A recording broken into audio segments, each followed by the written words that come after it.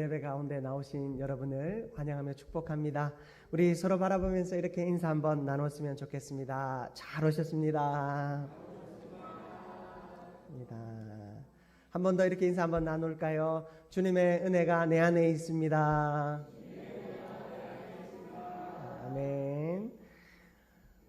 제가 어제 이제 오후 늦게 올림픽 그 공원 근처를 갔습니다. 가보지는 못했고 근처를 지나는데 벚꽃이 그 길가에 정말 아름답게 펴 있더라고요. 가득 모든 나무가 이제 꽃을 다 피우고 저렇게 아름다웠나 싶을 정도로 참 예쁜 모습을 보았습니다. 제가 겨울이 지나면서 꽃이 언제 피나 생각했는데 어느 순간 내가 잊어버린 사이에 꽃이 펴 있더라고요. 그걸 보면서 잠깐 그런 생각을 했습니다. 하나님의 은혜도 이렇게 나에게 임하는구나. 내가 생각하지도 않은 때에 하나님의 은혜는 임하고, 또한 하나님은 우리의 상상을 넘어서, 우리의 생각을 넘어서 나보다 한 걸음 먼저 은혜를 베풀어 주시는 분이시구나 하는 사실을 깨닫게 되었습니다. 우리가 꽃이 언제 피나 봄이 언제 오나 이야기하지만 어느 순간 돌아보면 이미 봄은 와 있고 이미 꽃은 가득 피어 있더라고요. 하나님은 언제나 우리보다 한 발자국 먼저 행하시는데 우리는 그 하나님을 향해 왜 은혜를 주시지 않는지, 왜 하나님은 나에게 그 역사를 행하시지 않는지, 하나님이 하실 일들을 자꾸만 기다리고 있지는 않는가 생각해 봅니다. 내 삶에 이미 하나님은 역사하시고 그 뜻을 이루어 가고 계신데 하나님은 언제 나에게 그 일을 이루시나, 아직 이루어지지 않은 은혜를 달라고 기대하고만 있지는 않는지. 여러분, 하나님의 은혜와 사랑은 바로 지금 여기에 임한 줄 믿습니다. 여러분, 우리가 그 은혜를 누리면서 아직 다가오지 않은 은혜를 기대하며 하나님을 원망하지 않는 저와 여러분들 되시기를 주님의 이름으로 축복합니다. 우리가 내 삶에 임한 은혜를 기대하지 못하고 또 내 삶에 이미 찾아온 은혜를 누리지 못하면 우리는 무엇에 빠집니까?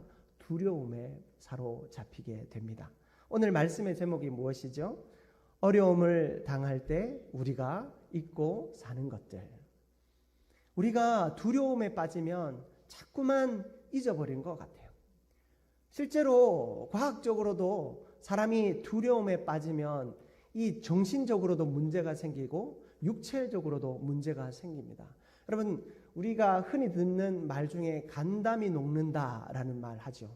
간과 담이 녹을 정도로 큰 두려움에 빠지면 실제로 우리의 이 신체에도 그런 변화가 생기고 그 신체의 변화가 우리를 병들게 하고 또 큰 아픔을 겪게도 하지요. 두려움이라고 하는 것은 우리가 생각하는 것보다, 우리가 상상하는 것보다 훨씬 강한 영향력을 가지고 있습니다. 두려움은 가장 큰 문제가 뭐냐면 일어나지 않은 일을 자꾸만 상상하게 한다라는 것입니다. 혹시 여기에 있는 분들 중에 일어나지 않은 일을 상상하면서 두려워하고 계신 분이 있습니까? 내가 갑자기 암이 걸리면 어떡하지? 내가 치매에 걸리면 어떡하지? 내가 갑자기 병에 걸리면 어떡하지? 실제로 신방을 하다 보면 한 번도 건강검진을 안 받으셨다라는 분이 생각보다 많으세요.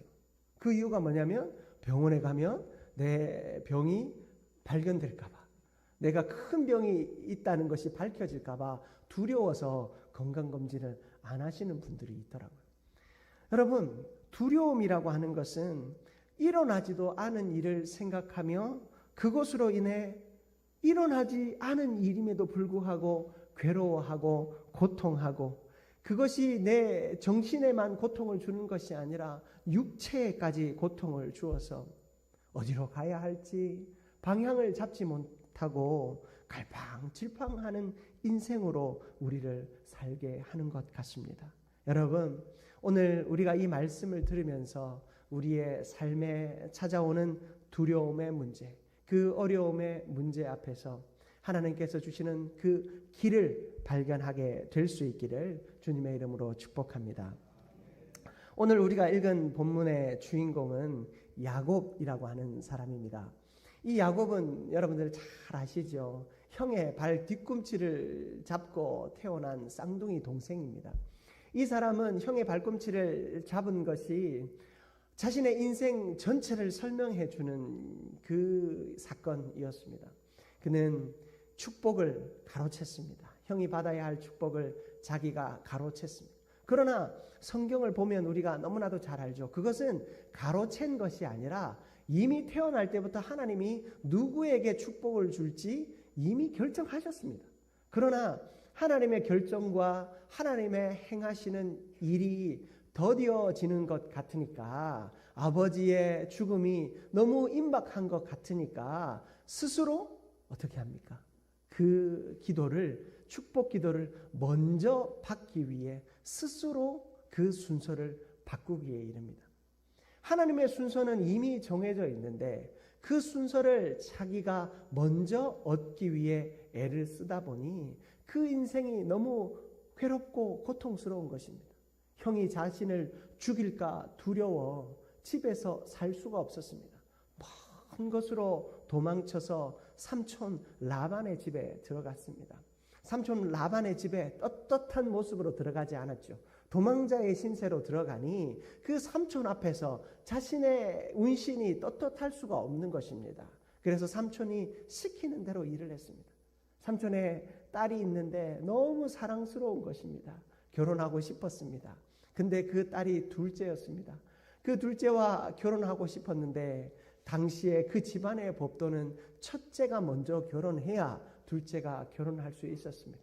그 삼촌이 야곱을 속이게 되죠. 그리고는 첫째를 먼저 결혼시킵니다. 자신이 원하던 아내가 아니었죠.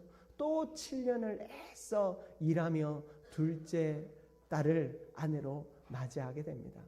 자신의 마음대로 되는 일은 하나도 없었습니다.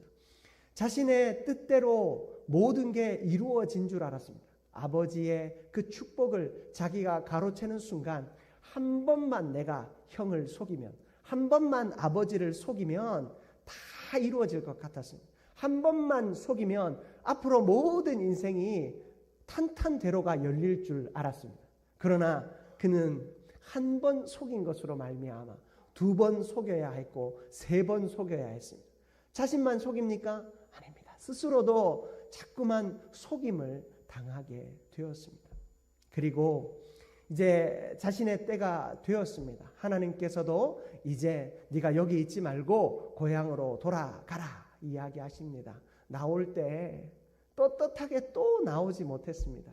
밤에 그 삼촌이 멀리 떠나 있는 때에 몰래 도망쳐 나옵니다. 삼촌이 쫓아옵니다. 두렵습니다. 도망쳐 나왔으니 두려울 수밖에 없죠. 삼촌과 겨우겨우 화친의 조약을 맺고 나서 이제 고향으로 가는데 그 고향으로 들어갈 일이 힘이 듭니다. 왜죠? 속이고 왔던 형이 거기에 있으니까. 그래서 간을 한번 봐봅니다. 형에게 먼저 사신을 보내서 형이 나를 향해서 적대적인 감정이 있는지 없는지를 한번 살펴보고자 했던 것입니다. 우리가 읽은 본문은 7절부터였는데요. 여러분 6절, 여러분 펴신 말씀 6절을 한번 보십시오. 6절을 제가 한번 읽어드릴게요. 사자들이 야곱에게 돌아와 이르되 우리가 주인의 형 에서에게 이른즉 그가 400명을 거느리고 주인을 만나러 오더이다. 자, 몇 명을 데리고 왔다고요? 400명을. 자, 여기에 이 400명이 군대라는 표현이 있습니까? 없죠. 그러면 이 400명이 종이라는 표현이 있습니까? 아무런 성경에는 표현이 없습니다. 그저 400명과 함께 오는 것입니다. 사실 400명이 사랑하는 동생을 맞이하는 사절단일 수도 있잖아요. 400명이 예물을 가득 싣고 와서 동생을 맞이하는 사절단일 수도 있습니다. 그런데 야곱의 눈에는 이 400명이 어떻게 보였을까요? 군대로 보였습니다. 형이 드디어 나를 죽일 기회를 잡고 400명이나 되는 군사를 보내서 나를 죽이려 하는구나 생각하고 있었습니다. 우리가 나중에 이 이야기의 결론을 살펴볼 수도 있고 이미 사실은 알고 있죠. 형에서는 이 동생을 기쁜 마음으로 맞이하기 위해서 400명이나 되는 사람들을 데리고 대환영 인파를 데리고 왔습니다. 그런데 야곱의 눈에는 두려움이 가득했습니다. 어떤 두려움입니까? 내가 형을 속였으니 형도 나를 속일 것이고, 내가 형을 배신했으니 형도 나를 배신할 것이고, 내가 형에게 피해를 끼쳤으니 형도 나를 죽일 것이다 라고 하는 그런 쓸데없는 염려를 먼저 하고는 그 400명의 인파를 자신을 죽일 군대로 생각하고 오해했던 것입니다. 여러분, 우리도 살아가면서 이런 일들을 많이 겪습니다.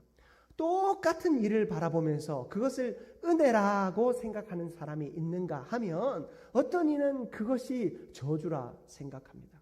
똑같은 일을 바라보며 하나님이 나와 함께 하신다 생각하지만 어떤 이들은 똑같은 일을 바라보면서 하나님이 나를 버렸다라고 생각하는 것 같습니다. 저도 저희 아이들이 조금 더 어릴 때 제가 신앙생활을 처음 시작할 때는 이제 목사님들은 교회에 가면 자기 자녀들을 절대 쳐다보면 안 된다. 그리고 자기 자녀들이 오면 안아줘서는 안 된다. 그렇게 배웠어요. 왜냐하면 목회자가 자기 자녀를 한번 안아주고 또 칭찬하고 쓰다듬어 주면 다른 성도들이 시험이 든다는 거예요. 그래서 다 안아주고 다 칭찬해 줄 수 없거든. 자기 아이는 이제 근처에도 오지 못하게 해야 된다. 그렇게 배워왔어요. 그런데 아이들은 제 생각대로 이렇게 행동해 주지를 않더라고요.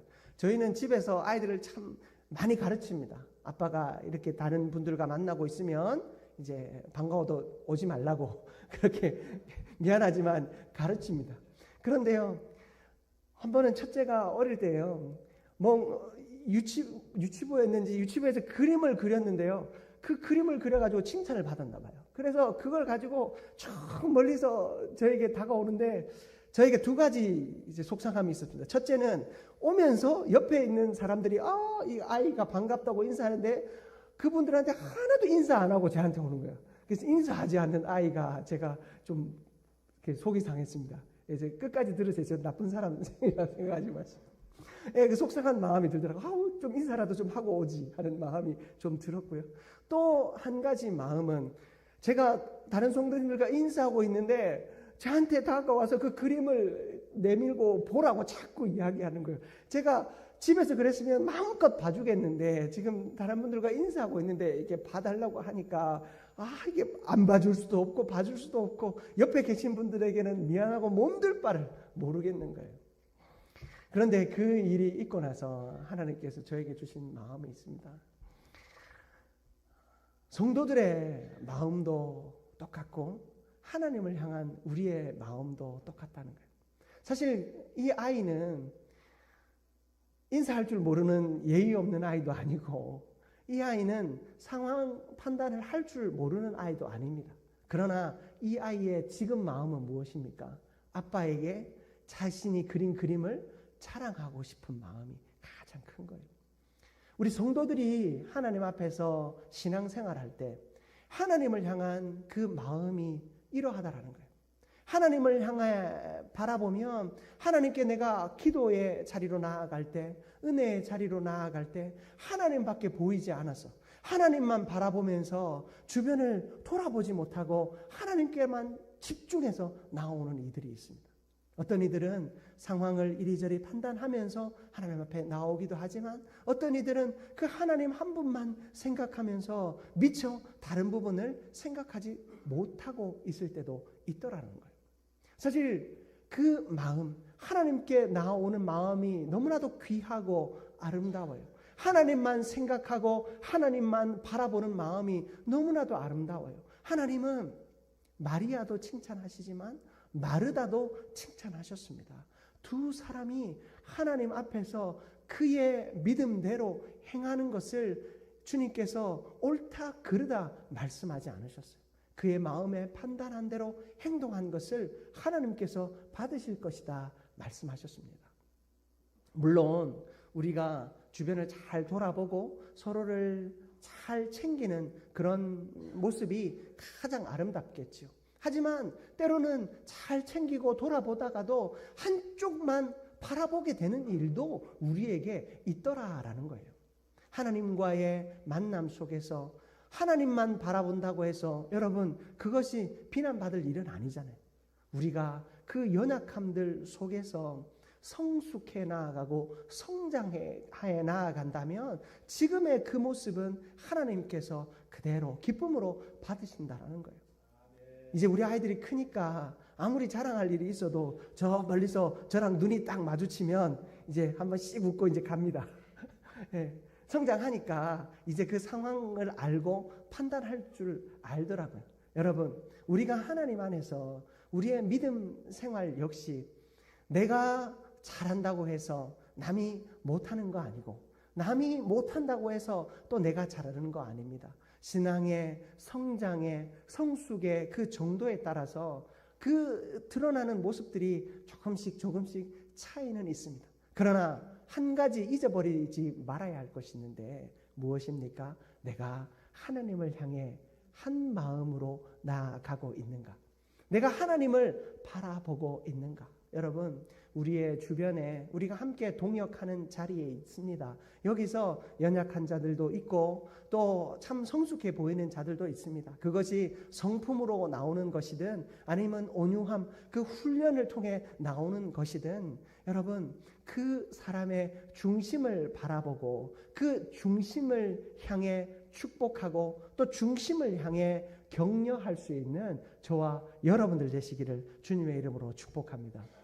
여러분 우리가 이것만 돼도 염려할 일이 참 줄어듭니다.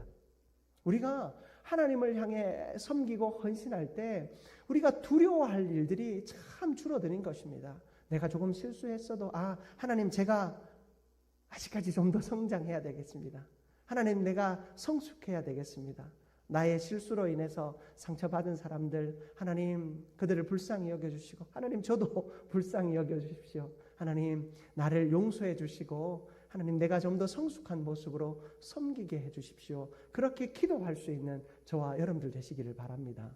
그리고 성숙해서 지금은 다 돌아보며 일하시는 분들도 있지요. 여러분 그런 분들도 자만하지 마시기 바랍니다. 사람은 약해서요. 한순간만 삐끗하면 모든 그 상황에서 넘어질 수 있습니다. 여러분 우리가 그런 우리의 연약함을 알고 하나님 앞에서 겸손히 섬겨 나아가는 저와 여러분들 되시기를 주님의 이름으로 축복합니다. 야곱이 그 400명을 바라보면서 하나님의 중심을 생각할 수 있었다면 하나님의 뜻을 생각할 수 있었다면 그는 두려움에 떨지 않았을 것입니다. 자신에게 하나님이 주신 두 때가 있었어요. 두 때라고 하는 것은 두 무리가 생겼다는 거예요. 자신이 감당할 수 있고 자신이 누릴 수 있는 그 복보다 하나님이 2배로 주셨다라는 거예요. 하나님이 그 2배의 복을 주셨는데 위기를 만나니까 그 2배의 복 가운데 절반을 뚝 떼서 먼저 보내게 됩니다. 여러분 우리가 읽었는데요. 우리 7절 말씀과 8절 말씀을 보십시오.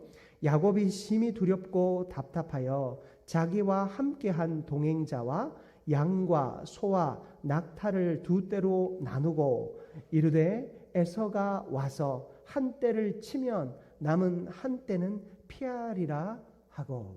자, 두려움에 빠지니까 이런 잘머리를 굴립니다. 하나님이 나에게 내가 생각하던 것보다 2배를 주셨어요. 2배를 주셨으니 절반은 내 목숨을 지키기 위해 조금 희생시켜도 되겠다 생각을 했던 것 같습니다. 여러분 그 한 때나 또 다른 한 때 다 하나님이 주신 거예요. 하나는 그저 낭비하고 소모하라고 소비하라고 주신 거 아니거든요. 하나를 지키기 위해서 방패막이로 쓰라고 주신 거 아니거든요.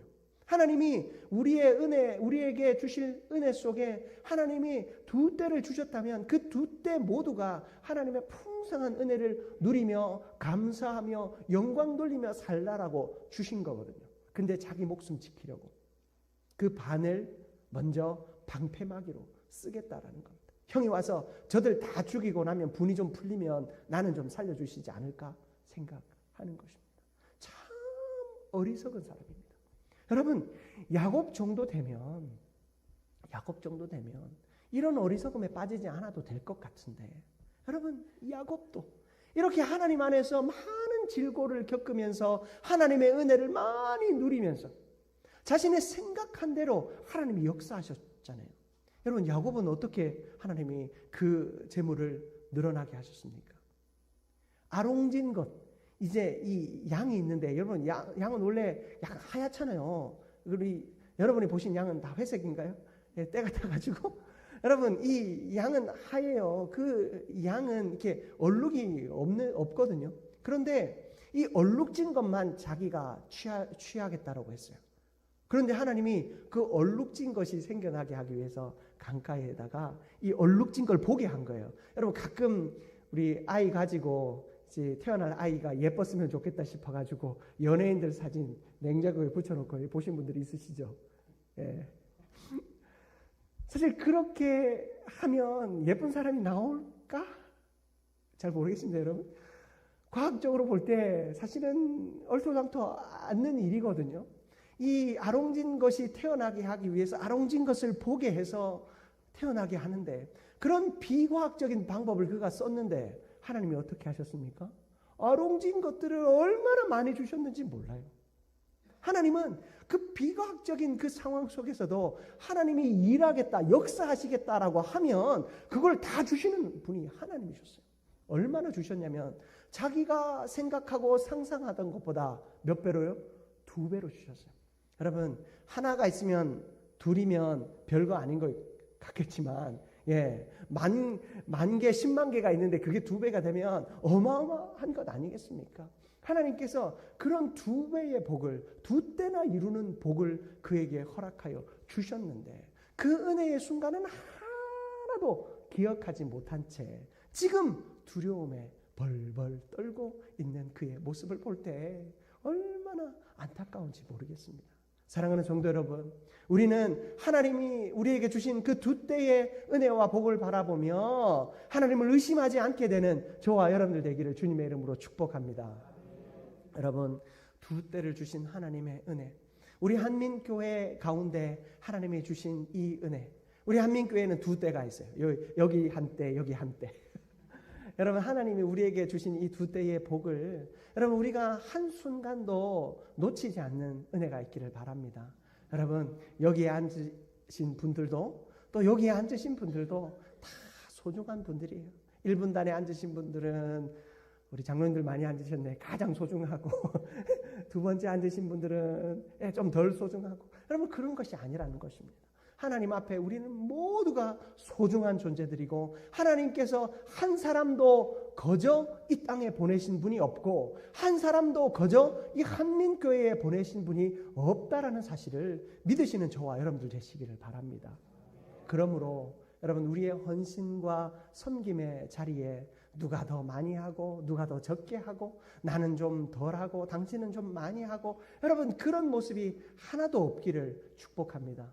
우리가 서로를 소중하게 여기고 하나님의 기뻐하시는 은혜의 자리에서 하나님의 역사를 맛보게 되는 우리 모두가 되기를 주님의 이름으로 축복합니다. 위기의 순간에 여러분, 하나님이 우리에게 은혜 주셨음을 잊지 않는 저와 여러분들 되기를 주님의 이름으로 축복합니다. 두 번째는요, 여러분, 이 야곱이 이 위기의 순간에 놓치고 있다가 깨달은 것이 있습니다. 바로 기도 속에 답이 있다라는 것입니다. 여러분, 답정너라는 말 아시죠? 이미 답은 네 속에 있으니 너는 정하기만 해, 대답만 해라 라는 것입니다. 여러분, 이미 야곱이 그 답을 이야기하고 있습니다. 우리 좀 길지만 10절부터 12절 말씀 우리 같이 한번 합독해 볼까요? 10절부터 나는 주께서 주의 종에게 베푸신 모든 은총과 모든 진실하심을 조금도 감당할 수 없사오니 내가 내 지팡이만 가지고 이 요단을 건넜더니 지금은 2때나 이루었나이다. 내가 주께 간구하오니 내 형의 손에서 에서의 손에서 나를 건져내시옵소서. 내가 그를 두려워함은 그가 와서 나와 내 처자들을 칠까 겁이 나기 때문이니이다. 주께서 말씀하시기를 내가 반드시 내게 은혜를 베풀어 내 씨를 바다에 셀 수 없는 모래와 같이 많게 하리라 하셨나이다. 아멘. 여러분, 이 야곱은 하나님이 자신에게 이미 2때나 주었다라는 사실을 기도 속에서 발견했어요.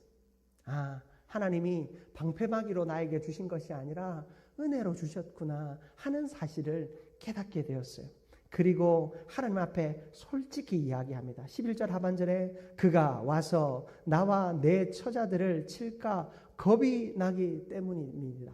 하나님, 내가 너무 겁이 납니다. 하나님, 너무 무섭습니다. 형이 와서 나를 죽일까 봐 내가 너무 겁이 납니다. 하나님이 나에게 은혜로 주신 것 절반을 떼서 하나님, 내가 방패막이로 쓰려고 했습니다 라고 이야기합니다. 그리고 12절에서 그는 무엇을 깨닫습니까?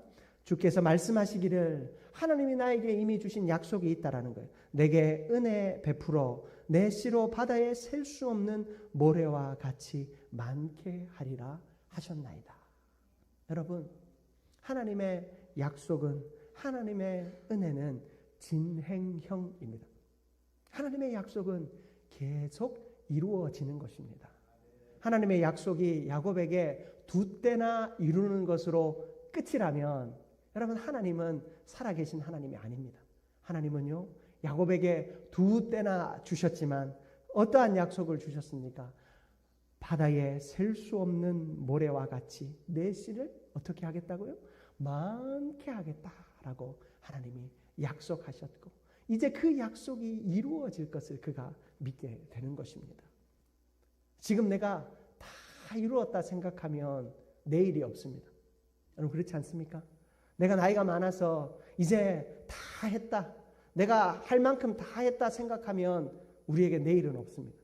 그러나 야곱은 하나님이 자신에게 2때나 주셨고 지금 위기의 순간에 와 있지만 그 위기가 자신에게 소망이 되는 이유는 앞으로 이루어야 할 더 큰 일이 그에게 있음을 보았기 때문인 줄 믿습니다. 여러분, 우리도 이 기도 속에서 우리에게 주신 은혜가 다가 아니라 그 다음에 은혜가 있음을 믿으시기를 축복합니다. 우리 한민교회를 제가 와서 위임했습니다. 여러분, 이제 위임했으니까 다가 아니고, 여러분 담임 목사 위임 시켰으니까 여러분 다가 아니고, 이제 저와 여러분이 함께 해야 할 일이, 죄송합니다, 이제 시작된 겁니다. 여러분, 그러므로 하나님이 우리에게 이제 2때를 이루셨다면 하나님이 우리를 바다에 셀 수 없는 모래와 같이 많게 하실 그 일을 기대하고 꿈꾸는 저와 여러분들 되시기를 축복합니다. 아멘. 여러분, 아멘 하신 분들은 이제 기도해야 될 사명이 있습니다. 하나님, 야곱에게도 이런 일을 이루셨는데 하나님 우리에게도 이런 일을 이루실 줄 믿습니다. 그럼 이런 기대와 꿈을 가지고 꿈만 꾸면 안 됩니다. 여러분, 기도하는 저와 여러분들 되시기를 바랍니다. 우리가 기도할 때 하나님이 역사하시고 하나님의 능력을 이루어 주십니다. 우리가 늦었다라고 생각할 때가 가장 빠른 때다. 또 시작이 반이다. 여러분, 이런 이야기 하잖아요. 이것이 얼마나 성경적인지 몰라요. 여러분, 모세를 보십시오. 모세는 몇 살 때 하나님의 부르심을 받았습니까? 80에 하나님의 부르심을 받았지 않습니까? 그 사명 끝나니까 120세 되었지 않습니까? 여러분, 야곱도요, 계속 시련 가운데 있는 것 같았어요. 하나님이 그를 통해서 뭔가 일하시지 않는 것 같았어요. 근데 지금 몇 대나 이루었습니까? 2때나 이루고 있지 않습니까? 하나님이 일하시지 않는 것 같아도 하나님은 살아계셔서 저와 여러분의 삶 속에서 일하시는 줄 믿습니다. 제가 처음에 꽃 이야기를 했죠. 여러분, 벚꽃이 피는 걸 보면 봄이 안 오는 것 같았는데 벌써 와 있더라고요. 여러분, 저희 집에 보일러 안 떼도 이제 살만해요. 교육자실에도 여기도 이제 히터 안 틀어도 여러분들이 살만하더라고요. 이거 히터 안 틀어도 제가 살만납니다. 히터 틀면 너무 더워가지고. 여러분, 우리가 이렇게 우리에게 은혜와 역사가 더딘 것 같아 보이지만 하나님은 하나님의 때에 완벽하게 이루시고 완벽하게 역사하고 계시더라라는 것입니다. 하나님의 은혜는 여러분의 그리고 저의 생각보다 훨씬 앞서 응답되고 이루어지는 줄 믿습니다. 여러분, 그러므로 우리에게 오늘이 마침이 아니라 오늘이 시작이 되는 은혜가 있기를 주님의 이름으로 축복합니다. 그래서 세상 사람들이 오늘을 주말이라고 부르지만 여러분, 우리는 어떻게 해요? 주일, 우리가 하나님이 우리와 함께 하심으로 한 주가 시작되는 날입니다. 여러분, 달력을 보면 제가 늘 은혜를 받습니다. 주일부터 시작하는 달력을 바라보면서 참, 주님의 날로부터 우리의 삶이 시작되고 우리의 한 주가 이 예배를 통해 시작되고 우리의 인생이 주님으로부터 시작되는구나.